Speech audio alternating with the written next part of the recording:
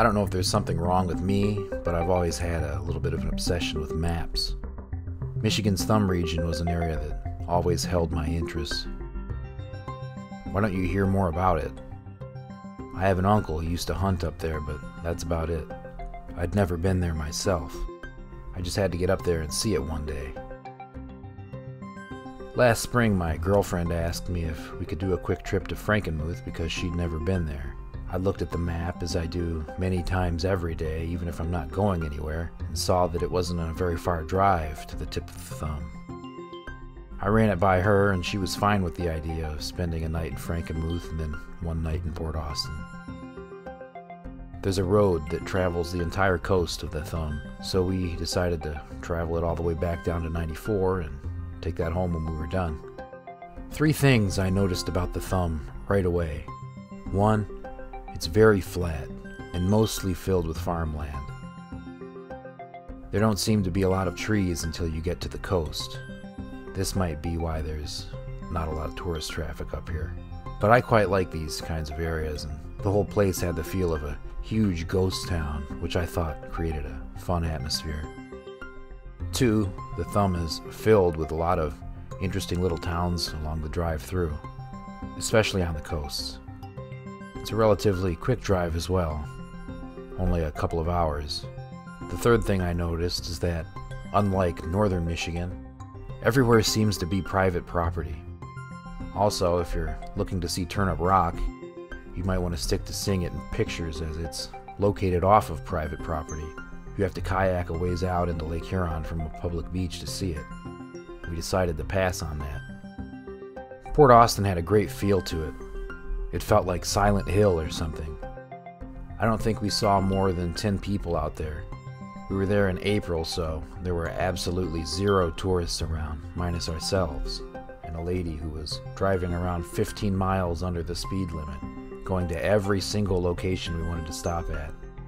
We tried to stay at the Garfield Inn, but nobody answered. I think they were closed for the season or doing renovations at that time, so we ended up staying at a motel.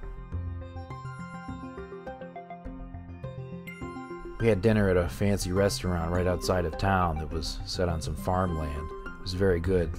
The name escapes me, but you'll find it easily on your map if you're interested in going there. Some attention-grabbing things that I had read about Port Austin when I first started researching the city was that there was a dark sky park, and that you could see the sun rise and set from the city. The dark sky park was very pretty, but obviously I couldn't capture that on video. We went there in the daytime and late at night. Here's a look at what it looks like in the day.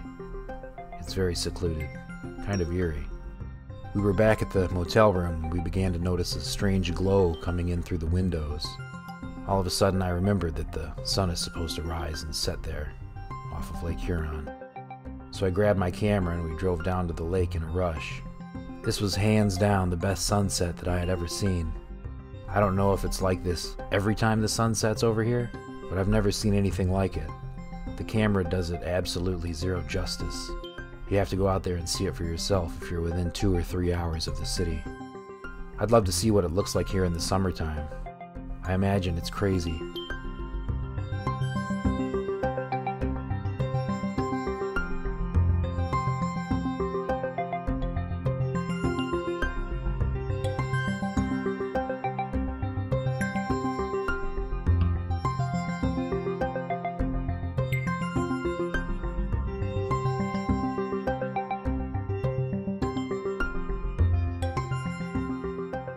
On the ride home, we finished driving down the coast of the thumb.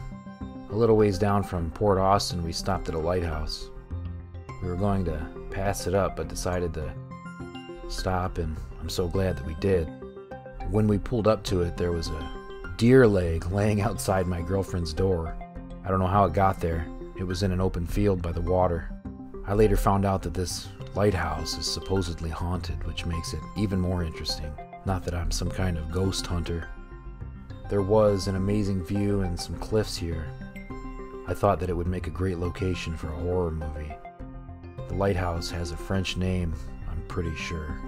I'm gonna butcher it, but it's Point aux Barques, I believe, something like that.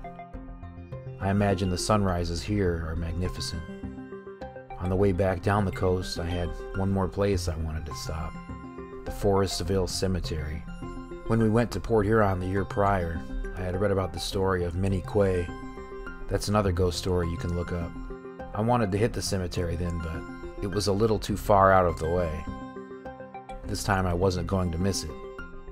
We pulled in, and after a quick search, we found the grave. There were all kinds of adornments on it. After that, we drove around another 40 minutes or so south and hopped on 94 and headed back to the Detroit area. All in all, I found the Thumb to be a really cool place despite its bland topography. There were a lot of small towns, farms, and industrial buildings. Pioneer Sugar or something like that, I believe we saw the factory. I'm looking forward to exploring it again one day in the summertime when it's busy to compare it. I was a big fan of the way it felt in the early spring. I also want to hit Bad Axe next time and maybe take M53 all the way up through the middle of the Thumb. If you live in Michigan and have never checked it out, I'd definitely go see it. It seems to be the most undiscussed region of the state, but I feel that it's very peaceful and it has a lot of charm.